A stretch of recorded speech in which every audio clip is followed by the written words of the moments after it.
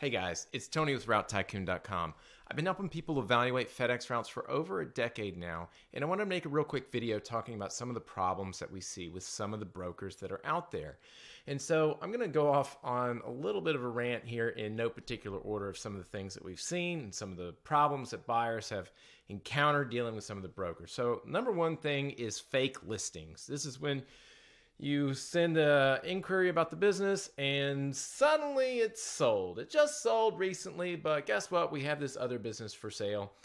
Was it a fake listing? Was it not? We don't know. A lot of times when we see listings that seem to be too good to be true, that does tend to pop up that they just went off the market or whatever. Can't prove it, but it does seem to be like a problem.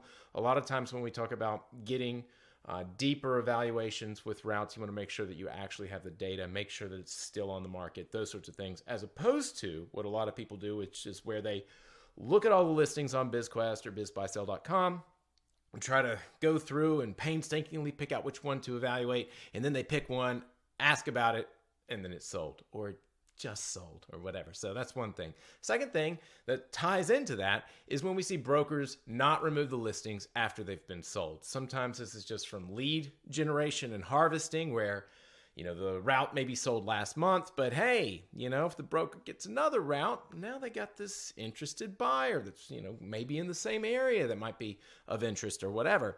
So sometimes they kind of like intentionally leave this up. Sometimes they don't intentionally leave it up.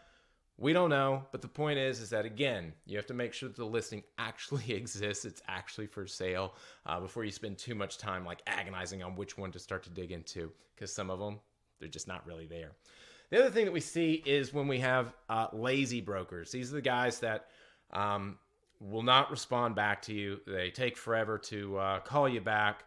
You ask for documentation. A week passes. You still haven't heard anything. You got to follow up. And a lot of times we do see this. It's important to remember that it's not your fault. You're not like saying the wrong thing, or the broker thinks that you're not serious or something like that. That's not what it is. It just happens a lot, happens to everyone. You have to just be persistent. Some of these brokers, I know that if you respond to their listing, like on BizQuest or BizBuySell, they will not respond like ever. Like you've got to like send them multiple requests for information on these businesses. Otherwise, you won't hear from them. I don't know if that's like a sort of a strategy that they have to make sure that whoever they're talking to is like really interested, that they would go through the trouble and the effort of following up. Maybe that's the case. Maybe they just missed your email. Who knows? But the point is, sometimes you have to be persistent and sometimes you got to be patient. So that's one thing with the lazy brokers. We've also got issues where we've got brokers that love the pointless formalities. Like, I understand that brokers need to have a buyer's profile. So in other words, they can make sure that you can pay for the business. You've got the financial means to get financing or whatever it may be, trying to figure out what your timeline for purchase is, how much you have as it for a down payment. I get it. And it's a huge like sort of form to fill out a lot of these things. And it takes 5, 10, 15 minutes to be able to do all this. And I get that they want to make sure that they're talking to serious people. On the other hand, it would probably take everyone like less time if they just sort of skip that a little bit. I know that there are people that like don't have the financial means to buy these businesses and they like pointlessly tire kick. I get that those people are out there, but in terms of like wasting time, like is it more of a waste of time to deal with all these forms and follow up and go back and forth, or is it just easier to just let them sign the NDA and continue to move forward? Also, in regards to the NDA, we also see brokers where you will ask very basic, non-identifiable parts about the business, like what state is this in? Because sometimes they just say nationwide or whatever, which is ridiculous, but that's what happens. And you'll ask, hey, what state is this in? Because I'm only interested in Florida or whatever. And they'll say, well, we need to get an NDA signed. It's like, no, you're kind of just wasting a bunch of people's time. And so sometimes brokers actually like almost go out of their way to like prevent the sale from happening, which again, a lot of the sellers don't realize what a good process is for a broker. They pick whoever's like the top rated, on the Google search and kind of go from there. There's nothing wrong with oftentimes picking, who's highly ranked in Google and whatnot. All I'm trying to say is that sellers don't really know. You can't fault the seller, and it's definitely no reflection of the business itself. And sometimes brokers just get overwhelmed or whatever. I get it. But the point is, it's still a problem, still has to be sort of realized and dealt with. And again, remember, it's not your fault. The other thing that we see is brokers that are inefficient. These are the brokers that don't have very good information packets or prospectus, if you want to call it that. They don't have all of the financials in place from the seller. They don't have a P&L. They don't have the settlements. They don't have any of the documentation that any reasonable buyer is going to ask about. And so you call up and you say, hey, I'd like to see a tax return or a P&L or whatever you think that you might need. And they say, well, I'll have to get back with you on that. I haven't talked to the seller about that. They should have, right? But the reality is they don't. Does that mean it's a bad business? Absolutely not. You just got to be patient and deal with some of these guys, and that's the way it is.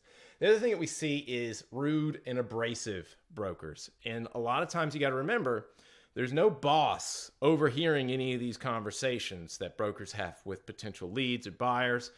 The seller has no idea how people are being treated.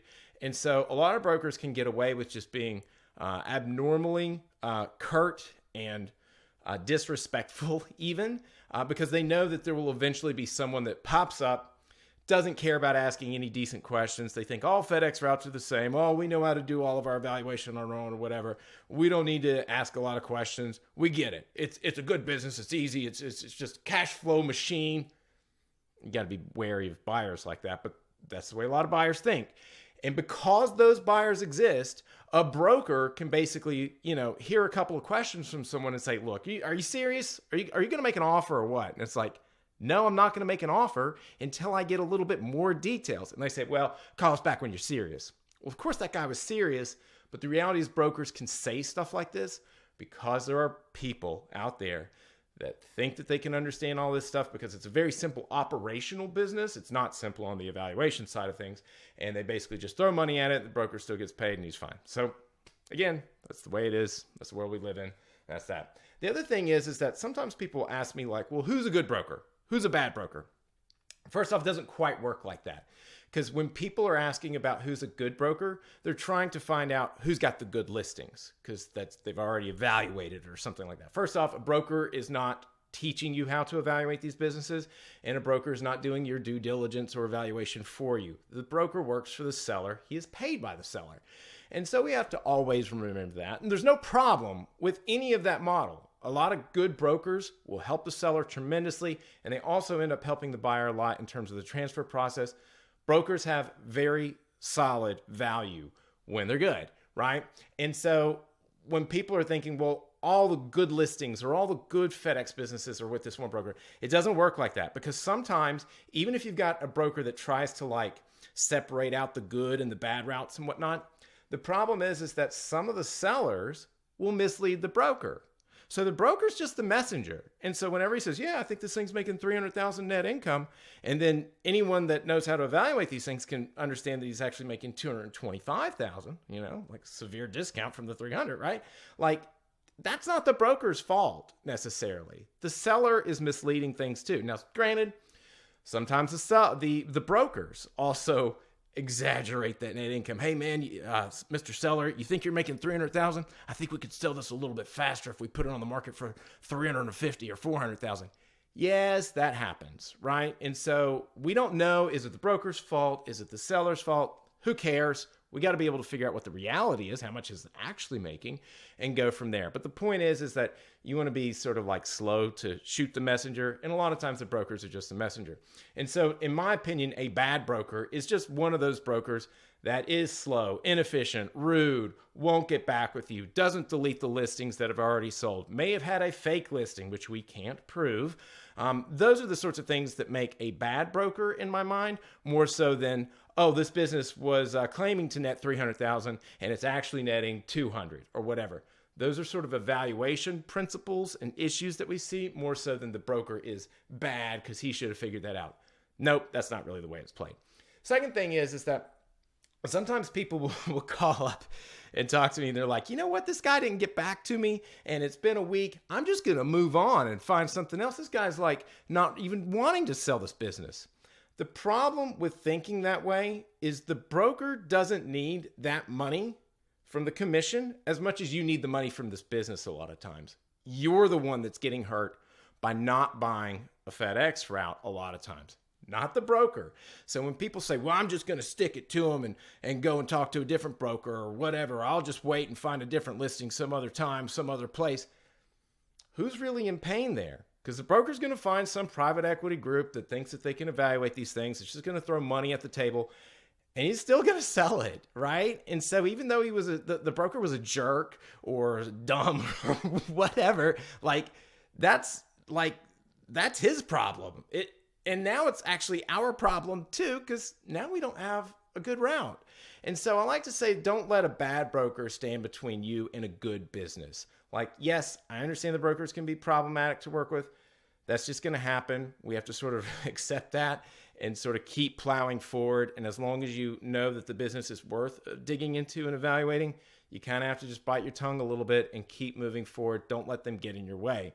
The other thing that you want to always remember is that throughout all of this process in dealing with these brokers, it's not your fault. A lot of times, again, people will call up and they'll say, hey, am I doing something wrong? What do I need to say to this guy to get him to respond? Should I show a proof of funds? Again, doesn't matter most of the time. These brokers are going to do whatever they're going to do. You just have to continue to plow forward and you will eventually get there. All right. So those are some of the issues that we typically see with a lot of the brokers out there. Are all the brokers like this? Absolutely not. A lot of good brokers are worth their weight in gold. They will help not only the seller, but also the buyer in terms of getting to that finish line. And so it's important to remember that even if you are dealing with a bad broker, just stay persistent and you will hopefully get there in the end. So anyway, hopefully this helps out a little bit. If you got any questions, drop a comment below. I might be able to make a video about that in terms of a response, but hope you guys have a great day. Take care and talk soon.